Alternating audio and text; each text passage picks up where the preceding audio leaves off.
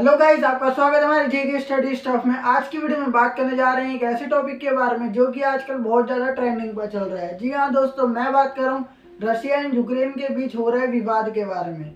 जो इनके बीच में टकराव है ये कब से शुरू हुआ और इसके कारण क्या है, और इनके कारण क्या तीसरा विश्व युद्ध मतलब कि थर्ड वर्ल्ड वॉर हो सकता है। तो इन्हीं सब के बारे में मैं आपको इस वीडियो में बताऊंगा, तो वीडियो में स्टार्टिंग से लेकर एंड तक जरूर बने रहिए। So without wasting time let's begin our video.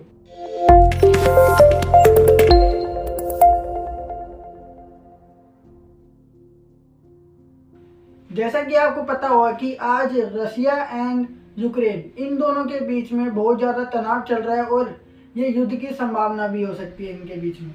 तो सबसे पहले हमें ये पता होना चाहिए कि जो आज ये दो देश लड़ रहे हैं आपस में, इनका पास्ट क्या है। तो सबसे पहले हम इनके पास्ट के बारे में चलते हैं। तो चलते हैं इनके पास्ट की ओर। जैसा कि आप सबको पता है कि हमारी दुनिया में दो वर्ल्ड वॉर ऑलरेडी हो चुके हैं।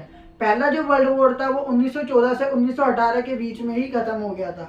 देन उसके बाद हमारा सेकंड वर्ल्ड वॉर है वो 1939 से 1945 के बीच में हुआ था। और लोगों का ये मानना है कि यूक्रेन और रशिया के बीच में जो आज तनाव चल रहा है ये एक टाइम पे तीसरा वर्ल्ड वॉर मतलब कि तीसरा विश्व युद्ध का रूप भी धारण कर सकता है। तो हम सबसे पहले बात कर रहे हैं रशिया एंड यूक्रेन की। इनका जो पास्ट है ये एक ग्रुप के अंदर थे। पहले 1945 से 1991 के बीच में एक युद्ध हुआ था जिसे हम शीत युद्ध के नाम से भी जानते हैं। इंग्लिश में बोले तो इसको बोलते हैं हम कोल्ड वॉर। जैसे कि इसको भी हमने शीत युद्ध को पहले नाम दिया था कुछ लोगों ने कि ये भी क्या होगा तीसरा विश्व युद्ध हो सकता है, लेकिन आखिर में क्या हुआ, ये पूरा का पूरा तीसरा विश्व युद्ध का रूप धारण नहीं कर पाया। इसके कई सारे कारण थे। जैसे कि आप सबको बोर्ड पे दिख रहा होगा कि रशिया एंड यूक्रेन, इसके बारे में हम पढ़ रहे हैं। तो रशिया एंड यूक्रेन ये दोनों के दोनों एक ही ग्रुप के अंदर, जिसे हम बोलते हैं गुट, गुट के अंदर क्या थे, शामिल थे। और उस गुट का नाम था हमारा सोवियत ग्रुप या फिर सोवियत संघ। सोवियत संघ के अंदर टोटल कितने देश शामिल थे, 15। और उन 15 देशों में से ये दो भी शामिल थे जो आज क्या कर रहे हैं, एक दूसरे से लड़ाई कर रहे हैं, जिनका नाम है Russia and Ukraine. Soviet group को हम यूएसएसआर के नाम से भी जानते हैं। यूएसएसआर क्या है, इसकी फुल फॉर्म आपको बोर्ड पे दिख रही होगी, union of Soviet socialist Republic. ये क्या है, हमारी सोवियत संघ मतलब कि सोवियत ग्रुप की फुल फॉर्म है। और इसके अंदर 15 देश क्या थे, पहले शामिल थे। अब वो 15 देश कौन कौन से थे उनको याद करने की ट्रिक आपको ऑलरेडी मैंने बोर्ड पर लिख रखी है। जैसे कि कुमार एक LGTB लाओ, ये क्या है, सोवियत संघ के ग्रुप को याद करने के लिए मतलब कि सोवियत संघ के अंदर आने वाले कंट्री को याद करने की क्या ये शॉर्ट ट्रिक है।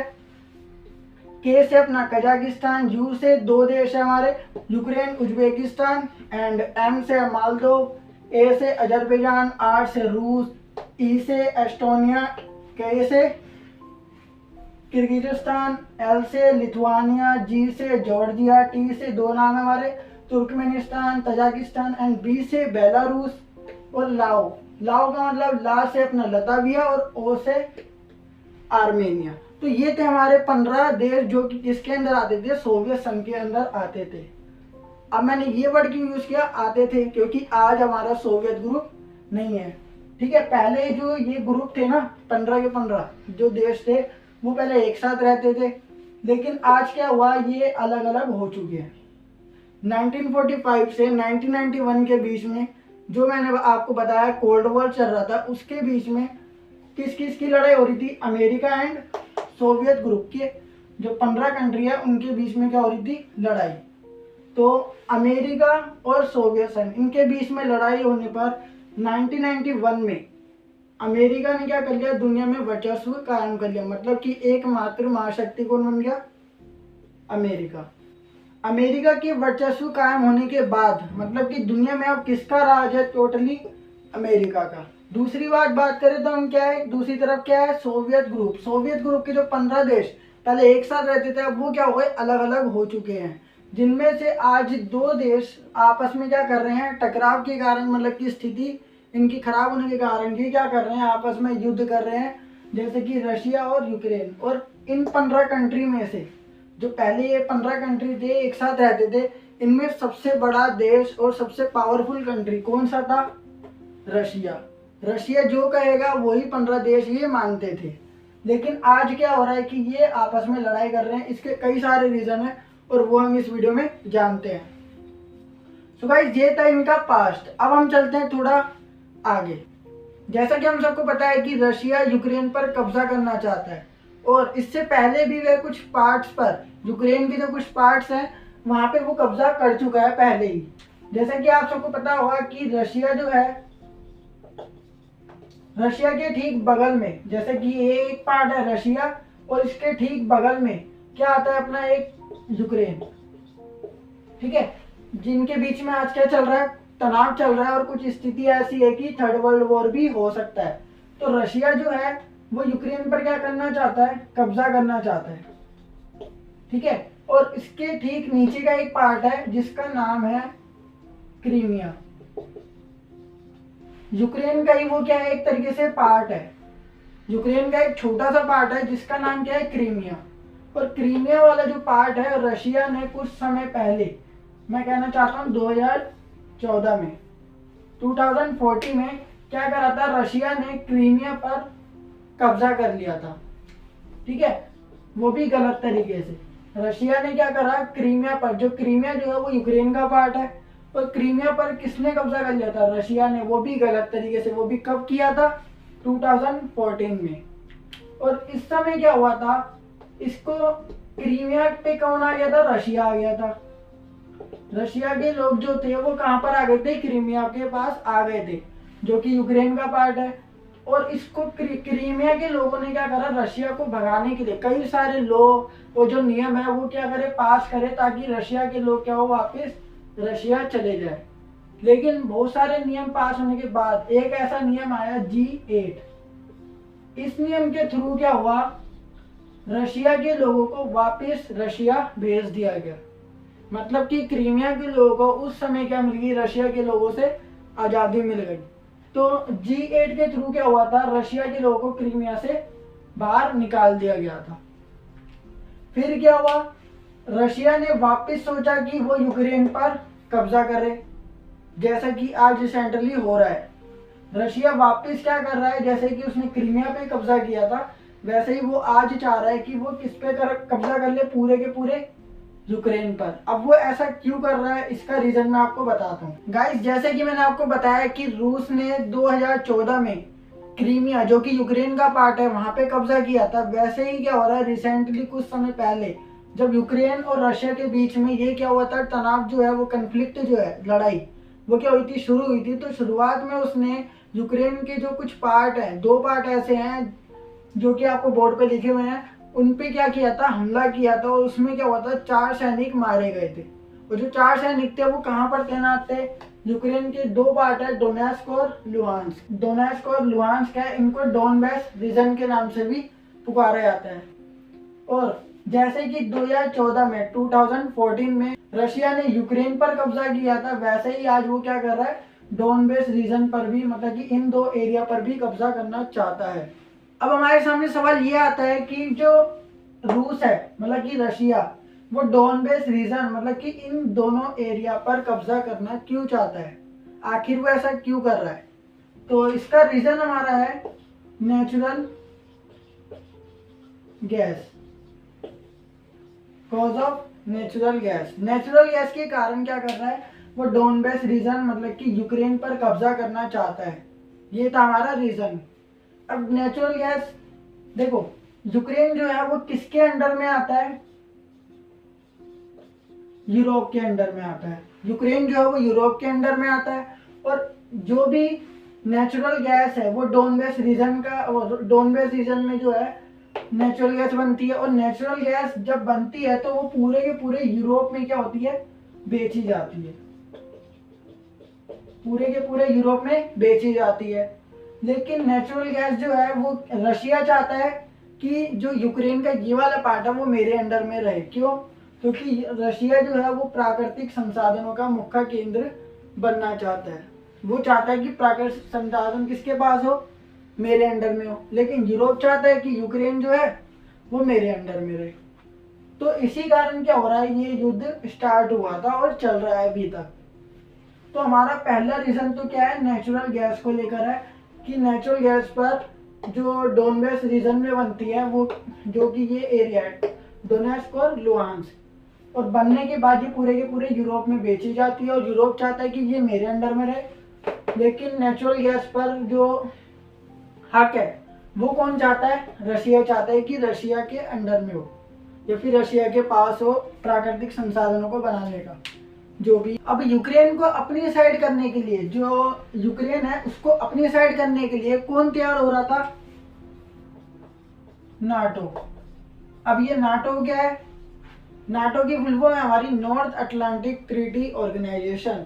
इसके अंदर कुछ ऐसे सदस्य हैं, और इसका मतलब ये होता है, देखो इसके अंदर बहुत सारे कंट्री है वैसे तो शामिल, ठीक है, सिंपल सी बात। दूसरी बात ये है कि अगर नाटो के अंदर बहुत सारे कंट्री है, अगर इनमें से किसी भी एक बार हमला हुआ तो वो हमला सभी देश क्या होंगे? अपने ऊपर मानेंगे। और इस हमले का जवाब कौन देना जानते हैं? अमेरिका, क्योंकि अमेरिका भी किस में शामिल है? नाटो ग्रुप में शामिल है, ठीक है। तो नाटो जो है ना वो क्या कर रहा है? यूक्रेन को अपनी साइड करना चाह रहा है। अब सवाल ये होता है कि यूक्रेन जो है वो नाटो का सदस्य क्यों नहीं बन पा रहा? नाटो के कुछ सदस्य ये कह रहे हैं कि अगर हम जबरदस्ती युद्ध करेंगे तो इससे किसकी पावर बढ़ जाएगी? मतलब कि अगर हम जबरदस्ती युद्ध करेंगे वो भी किसकी तरफ से? यूक्रेन की तरफ से। तो पूरे के पूरे वर्ल्ड में किसकी पावर बढ़ जाएगी? रशिया की। और रशिया की पावर जब पूरी दुनिया में बढ़ जाएगी तो ये बात किसको अच्छी नहीं लगेगी? अमेरिका को। तो इसी कारण नाटो के जो सदस्य हैं, मतलब कि नाटो ग्रुप, वो अभी, या फिर यूक्रेन जो है वो उसमें शामिल नहीं हो पा रहा। किसमें? नाटो के ग्रुप में। तो ये था हमारा रीजन। इसी कारण क्या है, नाटो ग्रुप में यूक्रेन शामिल नहीं हो पा रहा। सो गाइस, यूक्रेन और रशिया के बीच में चल रही इस तनाव के कारण, जो आजकल जो युद्ध चल रहा है इनके बीच में, उनमें कई सिविलियन यूक्रेन ट्रूप्स, मतलब कि यूक्रेन की सेना, और सेपरेटिस्ट। सेपरेटिस्ट का मतलब होता है हमारा ऐसे लोग जो जहाँ पर युद्ध हो रहा है और वहाँ पे वो लोग क्या है? फंसे हुए हैं। ऐसे लोग को हम बोलते हैं सेपरेटिस्ट, ठीक है। तो ये क्या है, कुछ घायल भी हो चुके हैं और किसी की क्या हो गई है? डेथ भी हो चुकी है इसी बीच में। अब बात करते हैं हम यूएसए, मतलब कि अमेरिका के बारे में। अमेरिका के राष्ट्रपति जो बिडेन ने जब शपथ ली थी तो उन्होंने 4 बातें भी बोली थी जो कि बिल्कुल साफ साफ रूस के खिलाफ थी, और वो बातें बोर्ड पर आपको दिख रही होगी। फर्स्ट, जो बिडेन ने बोला कि चुनाव में हेरा फेरी कराने का काम कौन कर रहा है? रशिया कर रहा है। दूसरी बात, जो भी अटैक हो रहे हैं वो भी कौन कर रहा है? रशिया कर रहा है। तीसरी बात, यूएसए की सेना, यूएसए की जो सेना है उनको टारगेट वो भी किससे? तालिबान से। कौन करवा रहा है? रशिया करवा रहा है। नेक्स्ट है जो कि बहुत ज्यादा ही क्या है? इंपॉर्टेंट है और बहुत ज्यादा ही बेकार। चौथा हमारा है लोकतंत्र को बचाने वाले कुछ लोग या फिर नेता, जो लोकतंत्र को बचाने जाते हैं उनको जहर खिलाकर मारने वाला व्यक्ति कौन है?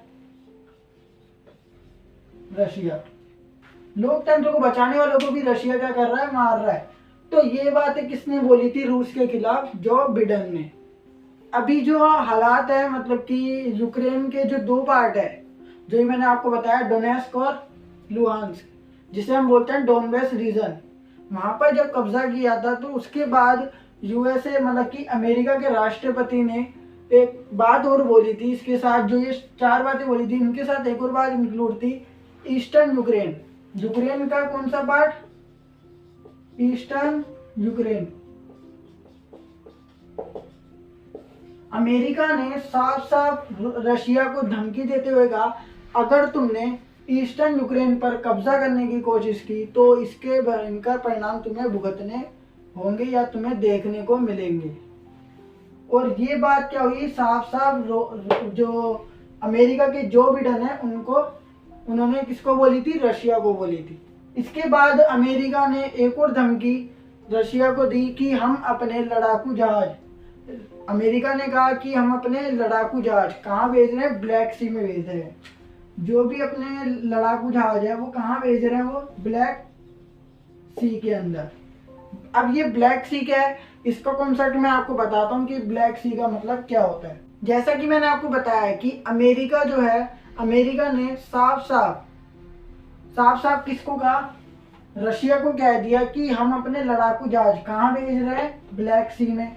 अब ये ब्लैक सी का जो कॉन्सेप्ट है वो क्या है, देखो ब्लैक सी जो है वो उसके ठीक नीचे क्या है, टर्की, जिसे बोलते हैं तुर्की, हिंदी में बोलते हैं इसे तुर्की, ठीक है। ब्लैक सी के ठीक नीचे क्या है, तुर्की है, ये क्या है, कंट्री है। वहां पर क्या हुआ, तुर्की, अगर हमें ब्लैक सी में जाना है तो हमें सबसे पहले किससे परमिशन लेनी होगी, या फिर कहाँ से गुजरना होगा, तुर्की से। और अमेरिका ने, जो यूएसए है, उसने साफ साफ क्या कह दिया कि हम अपने लड़ाकू जहाज, जो लड़ाकू जहाज है वो कहाँ भेज रहे हैं, ब्लैक सी में भेज रहे हैं। और ये बात यूएसए ने किससे कही थी, रशिया से। तो रशिया ने किससे पूछा, तुर्की से पूछा कि क्या तुम्हारे वहाँ पे कोई, यूएसए ने मतलब कि अमेरिका ने कोई लड़ाकू जहाज भेजे हैं। तो तुर्की ने साफ साफ मना कर दिया कि ऐसे कोई लड़ाकू जहाज हमारे यहाँ पे नहीं आए हैं। अगर अमेरिका लड़ाकू जहाज भेजता भी है तो उनको हमारे से 2 हफ्ते पहले, मतलब कि 14 दिन पहले उनको पहले परमिशन लेनी पड़ेगी। देन उसके बाद ही वो क्या कर सकते हैं, ब्लैक सी में जा सकते हैं। लेकिन फिलहाल अभी तक कोई भी लड़ाकू जहाज वहाँ पे नहीं गया है। और ये बात सुनकर जब तुर्की ने उन्हें ये बात बताई, रूस के लोगों को ये बात बताई, तो उसके बाद ठीक यूएसए और रूस के बीच में तनाव बढ़ गया।